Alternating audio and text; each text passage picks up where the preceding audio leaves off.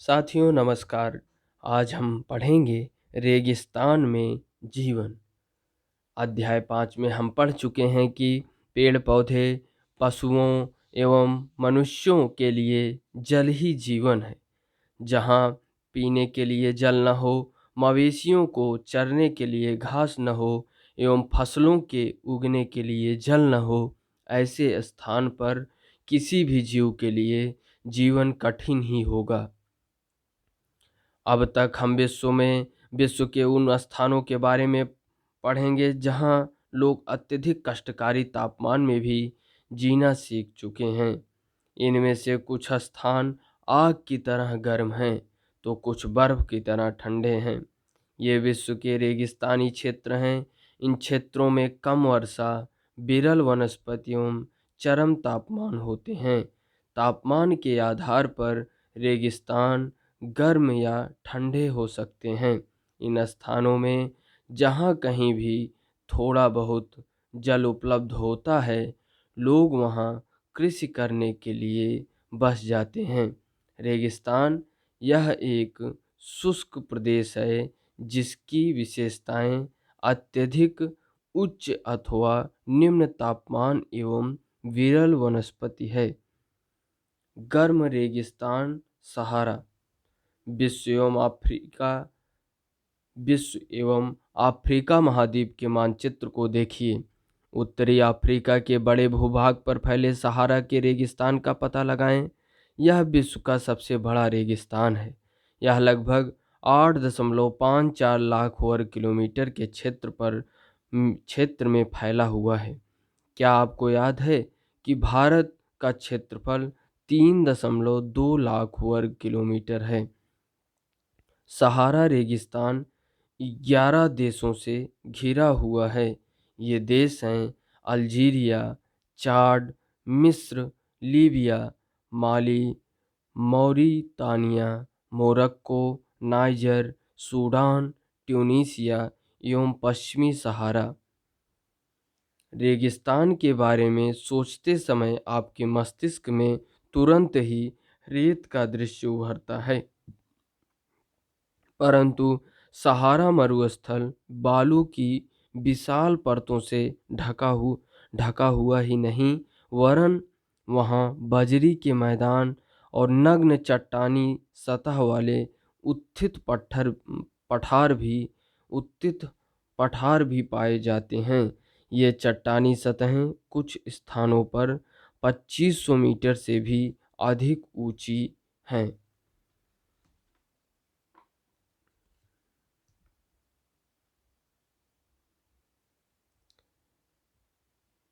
आपको यह जानकर क्या आप जानते हैं, आपको यह जानकर आश्चर्य होगा कि आज का सहारा रेगिस्तान एक समय में पूर्णतः हरा भरा मैदान था। सहारा की गुफाओं से प्राप्त चित्रों से ज्ञात होता है कि यहाँ नदियाँ तथा मगर पाए जाते थे।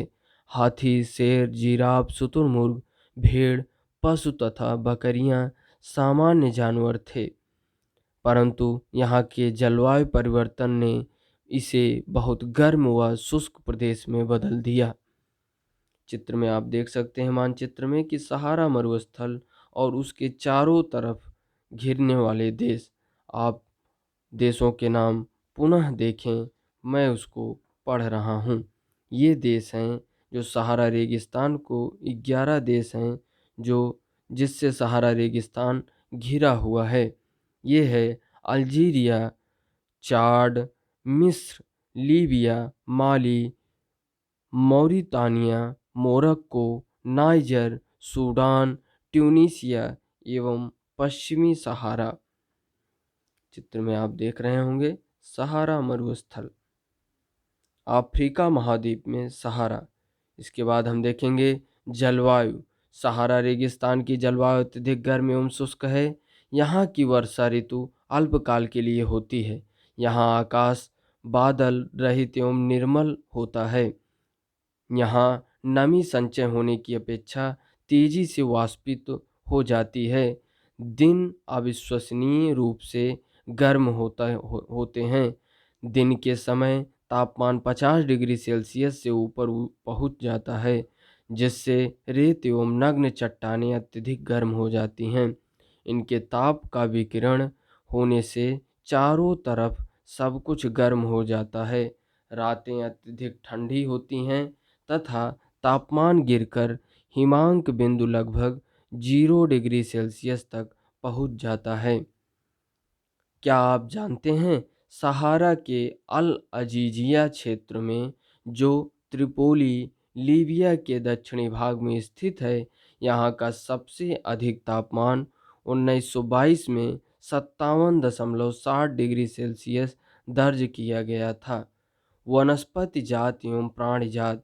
सहारा रेगिस्तान की वनस्पतियों में कैक्टस, खजूर के पेड़ एवं एकेसिया पाए जाते हैं। यहाँ कुछ स्थानों पर मरुद्यान खजूर के पेड़ों से घिरे हरित द्वीप पाए जाते हैं। ऊंट, लकड़बग्घा, सियार, लोमड़ी, बिच्छू, सांपों की विभिन्न जातियां एवं छिपकलियां यहाँ के प्रमुख जीव जंतु हैं। क्या आप जानते हैं वैज्ञानिकों को तो यहाँ से मछलियों के कंकाल भी मिले हैं। आपके अनुसार वे क्या हो सकते हैं? चित्र में आप देख रहे हैं सहारा रेगिस्तान में मरुद्यान। लोग सहारा रेगिस्तान की कष्टकारी जलवायु में भी विभिन्न समुदाय के लोग निवास करते हैं, जो भिन्न भिन्न क्रियाकलापों में भाग लेते हैं। इनमें बेदुइन एवं तुआरेग भी शामिल हैं। बेदुइन एवं तुआरेग भी शामिल हैं। चलवासी जनजाति वाले ये लोग बकरी, भेड़, ऊंट एवं घोड़े जैसे पशुधन को पालते हैं। इन पशुओं से इन लोगों को दूध मिलता है। इनकी खाल से ये पेटी, जूते, पानी की बोतल बनाने के लिए चमड़े प्राप्त करते हैं तथा पशुओं के बालों का उपयोग चटाई, कालीन, कपड़े एवं कंबल बनाने के लिए होता है। धूल भरी आंधियों एवं गर्म वायु से बचने के लिए ये लोग भारी वस्त्र पहनते हैं। सहारा में मरुद्यान एवं मिस्र में नील घाटी लोगों को निवास में मदद करती है।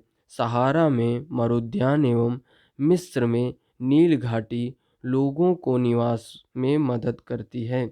यहाँ जल की उपलब्धता होने से लोग खजूर के पेड़ उगाते हैं। यहाँ चावल, गेहूँ, जौ एवं सेम जैसी फसलें भी उगाई जाती हैं। मिस्र में उगाई जाने वाली कपास पूरे विश्व में प्रसिद्ध है। तेल की खोज संपूर्ण विश्व में अत्यधिक मांग वाले इस उत्पाद का अल्जीरिया, लीबिया एवं मिस्र में होने के कारण सहारा रेगिस्तान में तेजी से परिवर्तन हो रहा है। इस क्षेत्र में प्राप्त अन्य महत्वपूर्ण खनिजों में लोहा, फास्फोरस, मैग्नीज एवं यूरेनियम सम्मिलित है। सहारा की सांस्कृतिक जीवन शैली में भी परिवर्तन आ रहा है। आज यहाँ मस्जिदों से ऊंचे कांच की खिड़कियों वाले भवन तथा ऊंटों के प्राचीन मार्ग स्थान पर सुपर महामार्ग बन गए हैं। नमक के व्यापार में ऊंटों का स्थान ट्रक ले रहे हैं। तुआरेग लोग विदेशी पर्यटकों के लिए मार्गदर्शक का काम कर रहे हैं। आज अनेक चलवासी जनजाति के लोग शहरी जीवन की ओर जा रहे हैं, जहां वे तेल एवं गैस के कार्यों में नौकरी ढूंढते हैं। क्या आप जानते हैं वैज्ञानिकों को तो यहाँ से मछलियाँ और कंकाल भी मिले हैं। इसके ऊपर हमने इसको देख लिया है। दूसरा क्या आप जानते हैं, देखें। क्या आप जानते हैं जब रेत को पवन उड़ा ले जाती है तो वहाँ गर्त बन जाती है। जहाँ गर्त में भूमिगत जल सतह पर आ जाता है, वहाँ मरुद्यान बनते हैं। ये क्षेत्र उपजाऊ होते हैं। लोग उनके आसपास निवास करते हैं एवं खजूर के पेड़ तथा अन्य फसलें उगाते हैं। कभी कभी यह मरुद्यान असामान्य रूप से बड़ा भी हो सकता है। मोरक्को में टैफिलालेट मरुद्यान ऐसा ही एक विशाल मरुद्यान है। तो मोरक्को में टैफिलालेट मरुद्यान ऐसा ही एक विशाल मरुद्यान है जो 13,000 वर्ग किलोमीटर के क्षेत्र में फैला हुआ है। तो मोरक्को में कौन सा मरुद्यान है? टैफिलालेट। इसके आगे हम देखें ठंडा रेगिस्तान लद्दाख। जम्मू एवं कश्मीर के पूर्व में बृहत हिमालय में स्थित लद्दाख, जो अब केंद्र शासित प्रदेश है, एक ठंडा रेगिस्तान है। इसके उत्तर में काराकोरम पर्वत श्रेणियां एवं दक्षिण में जास्कर पर्वत स्थित है। लद्दाख से होकर अनेक नदियां बहती हैं, जिनमें सिंधु नदी प्रमुख है। ये नदियां गहरी घाटियों एवं महाखड्डगार्ज का निर्माण करती है। लद्दाख में अनेक हिमानियां हैं, जैसे गैंगरी हिमानी। लद्दाख की ऊंचाई कारगिल में लगभग 3,000 मीटर से लेकर काराकोरम में 8,000 मीटर से भी अधिक पाई जाती है। अधिक ऊंचाई के कारण यहाँ की जलवायु अत्यधिक शीतल एवं शुष्क होती है। इस ऊंचाई पर वायु परत पतली होती है, जिससे सूर्य की गर्मी की अत्यधिक तीव्रता महसूस होती है। ग्रीष्म ऋतु में दिन का तापमान 0 डिग्री सेल्सियस से कुछ ही अधिक होता है एवं रात में तापमान 0 से 30 डिग्री सेल्सियस से नीचे चला जाता है। शीत ऋतु में यह बर्फीला ठंडा हो जाता है। तापमान लगभग हर समय 40 डिग्री सेल्सियस से नीचे ही रहता है। चूँकि यह हिमालय के दृश्य वृष्टि छाया क्षेत्र में स्थित है, अतः यहाँ वर्षा बहुत ही कम होती है, मुश्किल से 10 सेंटीमीटर प्रतिवर्ष। शब्द की उत्पत्ति, लद्दाख शब्द की उत्पत्ति दो शब्दों से बना है। ला का अर्थ है पर्वतीय दर्रा तथा दाख का अर्थ है देश। क्या आप जानते हैं पृथ्वी के सबसे ठंडे स्थानों में से एक द्रास लद्दाख में स्थित है? वनस्पति एवं प्राणी जगत। यहाँ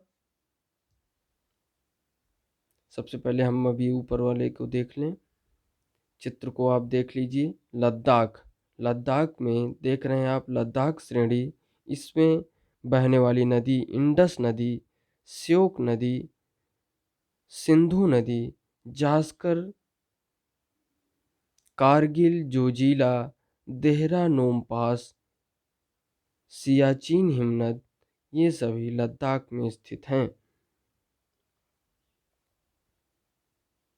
अब इसके आगे हम देखेंगे, यह क्षेत्र बर्फीली हवाओं एवं तेज जलाने वाले सूर्य ताप का अनुभव करता है।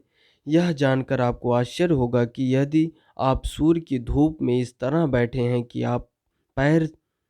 आपके पैर छाया में हैं, तो आप एक साथ एक समय पर ही ऊष्माघात एवं तुषार उपघात से ग्रसित हो सकते हैं। क्या आप जानते हैं लद्दाख को खापा चान भी कहते हैं, जिसका अर्थ होता है हिम भूमि। इसके आगे वाले टॉपिक को हम देखेंगे, वनस्पति एवं प्राणी जगत। यहाँ उच्च शुष्कता के कारण वनस्पति विरल है। यहाँ जानवरों के चरने के लिए कहीं कहीं पर ही घास एवं छोटी झाड़ियाँ मिलती हैं। घाटी में सरपत, विलो एवं पॉपुलर के उपवन देखे जा सकते हैं। ग्रीष्म ऋतु में सेब, खुबानी एवं अखरोट जैसे पेड़ पल्लवित होते हैं। लद्दाख में पक्षियों की विभिन्न प्रजातियां नजर आती हैं। इनमें रॉबिन, रेड स्टॉट, तिब्बती स्नोकॉक, रैवेन एवं हूप यहाँ पाए जाने वाले सामान्य पक्षी हैं। इनमें से कुछ प्रवासी पक्षी हैं। लद्दाख के पशुओं में जंगली बकरी, जंगली भेड़, याक एवं विशेष प्रकार के कुत्ते आदि पाए जाते हैं। इन पशुओं को दूध, मांस एवं खाल प्राप्त करने के लिए पाला जाता है। याक के दूध का उपयोग पनीर एवं मक्खन बनाने के लिए होता है। भेड़ एवं बकरी के फलों का उपयोग ऊनी वस्त्रों बनाने के लिए किया जाता है। क्या आप जानते हैं चीरू या तिब्बती एंटीलोप एक विलुप्त प्राय जीव है। इसका शिकार शाहतूश नामक इसके ऊन के लिए होता है, जो वजन में हल्का एवं अत्यधिक गर्म होता है। यह जो है चीन या तिब्बती एंटीलोप एक विलुप्त प्राय जीव है, जिसका शिकार शाहतूश नामक इसके ऊन के लिए होता है, जो जीवन में हल्का एवं अत्यधिक गर्म होता है। अब हम देखेंगे लोग। क्या आप जानते हैं क्रिकेट का सबसे अच्छा बल्ला सरपत बिलो पेड़ की लकड़ी से बनाया जाता है। क्या आप लद्दाख एवं तिब्बत तथा मध्य एशिया के निवासियों के बीच कोई समानता पाते हैं? यहाँ के अधिकांश लोग या तो मुसलमान हैं या बौद्ध। वास्तव में लद्दाख क्षेत्र में अनेक बौद्ध मठ अपने परंपरागत गोपा के साथ स्थित हैं। कुछ प्रसिद्ध मठ हेमिस थिक्से से एवं लामा युक्त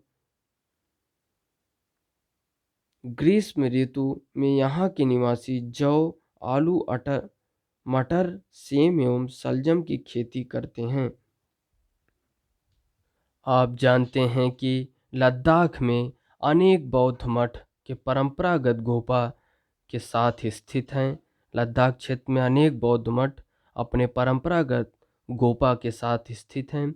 कुछ प्रसिद्ध मठ हैं हेमिस थिक्से से एवं लामायुरु। ग्रीष्म ऋतु में यहाँ के निवासी जौ, आलू, मटर, सेम एवं शलजम की खेती करते हैं। शीत ऋतु में जलवायु इतनी कष्टकारी होती है कि लोग धार्मिक अनुष्ठानों एवं उत्सवों में अपने आप को व्यस्त रखते हैं। यहाँ की महिलाएं अत्यधिक परिश्रमी होती हैं। वे केवल घर एवं खेतों में ही काम नहीं करती, बल्कि छोटे व्यवसाय एवं दुकानें भी संभालती हैं। लद्दाख की राजधानी लेह सड़क एवं वायुमार्ग द्वारा भली भांति जुड़ी हुई है। राष्ट्रीय राजमार्ग 1A लेह को जोजिला दर्रा होते हुए कश्मीर घाटी से जोड़ता है। क्या आप हिमालय के कुछ अन्य दर्रों के बारे में बता सकते हैं? हिमालय के कुछ अन्य दर्रों में काराकोरम दर्रा जम्मू और कश्मीर में स्थित है। बुर्जिल दर्रा ये भी जम्मू और कश्मीर में स्थित है। जोजिला आपने देखा ही जम्मू और कश्मीर में स्थित है। बारालाचाला दर्रा हिमाचल प्रदेश, सिपकिला दर्रा हिमाचल प्रदेश, माना दर्रा उत्तराखंड कैलाश घाटी से होकर मानसरोवर झील में प्रवेश, नीति दर्रा, लिपुलेख दर्रा ये सभी उत्तराखंड में है। नाथुला दर्रा सिक्किम में, जेलेपला दर्रा ये भी सिक्किम में, बोमिला दर्रा अरुणाचल प्रदेश, यांगयाब दर्रा अरुणाचल प्रदेश, पांगसात दर्रा अरुणाचल प्रदेश, पीरपंजाल दर्रा बनिहाल रोहतांग और काराकोरम दर्रा भारत से चीन तक फैला हुआ है, जो जम्मू और कश्मीर में स्थित है। चित्र में आप देख रहे हैं थिक्से मठ। अब हम इसके आगे देखेंगे। क्या आप जानते हैं मनाली लेह राजमार्ग 4 दर्रों से गुजरता है? रोहतांग ला, बारालाचाला, लुनगा लाचाला एवं टंगलंग ला। यह राजमार्ग केवल जुलाई से सितंबर के बीच खुलता है, जब बर्फ को मार्ग से हटा दिया जाता है। फिर से हम देख लें मनाली लेह राजमार्ग 4 दर्रों से होकर गुजरता है। रोहतांग ला, बारालाचाला और लुनगाला लाचाला एवं टंगलंग ला। यह राजमार्ग केवल जुलाई से सितंबर के बीच खुलता है जब बर्फ को मार्ग से हटा दिया जाता है। यहाँ का मुख्य क्रियाकलाप पर्यटन है। देश विदेश से अनेक पर्यटक यहाँ पर्यटन के लिए आते हैं। गोपा दर्शन, घास के मैदानों व हिमनदों की सैर एवं उत्सवों तथा अनुष्ठानों को देखना यहाँ के प्रमुख पर्यटन का आकर्षण है। आधुनिकीकरण के फलस्वरूप यहाँ के जनजीवन में परिवर्तन आ रहा है, लेकिन लद्दाख के लोगों ने शताब्दियों से प्रकृति के साथ समन्वय एवं संतुलन करना सीखा है। जल एवं ईंधन जैसे संसाधनों की कमी के कारण ये आवश्यकता अनुसार एवं मितव्ययिता से ही इनका उपयोग करते हैं और कुछ भी व्यर्थ नहीं करते। चित्र में आप देख रहे हैं पारंपरिक वेशभूषा में लद्दाखी महिलाएं, और इधर चित्र में आप देख रहे हैं बारा लाचाला। इसको फिर से हम देख लें क्योंकि पढ़ने में त्रुटि हो रही थी। मनाली लेह राजमार्ग 4 दर्रों से गुजरता है। रोहतांगला, बारा लाचाला, लुनगा लाचाला एवं टंगलंग ला। यह राजमार्ग केवल जुलाई से सितंबर के बीच खुलता है जब बर्फ को मार्ग से हटा दिया जाता है। तो यह रहा हमारा जिसके बारे में हमने पढ़ा। इस चैप्टर में हमने वनस्पत एवं प्राणी जगत और वनस्पत और प्राणी जगत के अंतर्गत हमने लद्दाख के बारे में और ठंडा रेगिस्तान यानी लद्दाख का पूरा जिक्र हमने देखा। सहारा मरुस्थल को देखा जिसमें 11 देशों से घिरा सहारा मरुस्थल को हमने देखा। अफ्रीका महाद्वीप में स्थित है सहारा, और रेगिस्तान में कैसा जीवन होता है इसके बारे में हमने देखने का प्रयास किया। और रेगिस्तान के लोग, वहाँ पर रहने वाले लोग कैसे मितव्ययिता में अपना जीवन यापन बहुत ही ठीक ढंग से कर पाते हैं, इसके अनुभव को हमने देखा। धन्यवाद। जय हिंद।